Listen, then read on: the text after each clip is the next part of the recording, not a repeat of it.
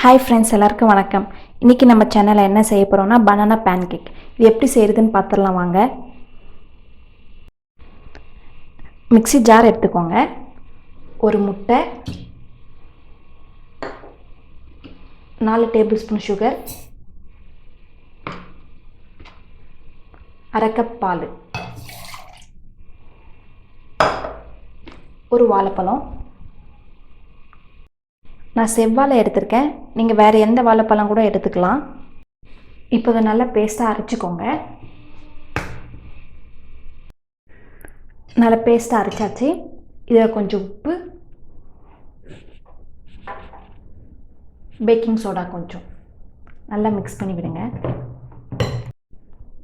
இப்போ கோதுமை மாவு மிக்ஸ் பண்ணலாம். நான் 100 கிராம் எடுத்திருக்கேன். கொஞ்சம் கொஞ்சமாக ஆட் பண்ணி மிக்ஸ் பண்ணுங்கள்.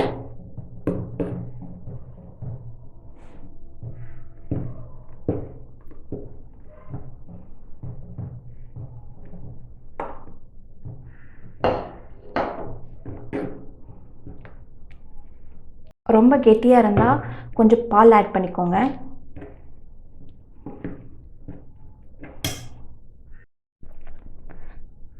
கோதுமை மாவை நல்லா மிக்ஸ் பண்ணியாச்சு கட்டி இல்லாமல். இது எப்படியும் ஒரு மூடி போட்டு ஒரு 10 நிமிஷம் வச்சுருங்க. பேனை நல்லா மீடியம் ஃப்ளேமில் ஹீட் பண்ணிக்கோங்க. இப்போ கொஞ்சம் ஊற்றிடலாம்.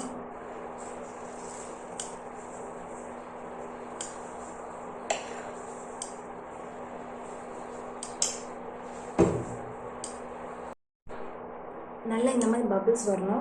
இந்த ஸ்டேஜில் கொஞ்சமாக ஆயில் ஆட் பண்ணிக்கோங்க. இப்போ இந்த ஸ்டேஜில் திருப்பி போட்டுடலாம். பாருங்கள், நல்லா சூப்பராக கலர் வந்திருக்கு, பஃபியாகவும் இருக்குது.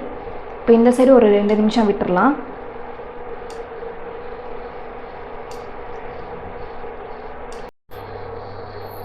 ரெண்டு நிமிஷம் ஆயிடுச்சு. இப்போ திருப்பி போட்டுடலாம்.